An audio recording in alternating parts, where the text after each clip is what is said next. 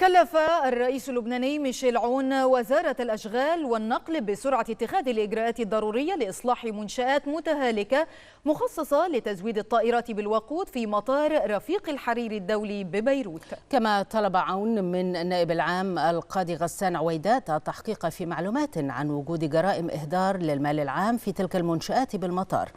كانت وسائل إعلام لبنانية قد تداولت أنباء مفادها أن منشآت تزويد الطائرات بالوقود في المطار متهالكة وسبق وتسببت في تسرب الوقود على نحو أوقف عمل المطار لساعات.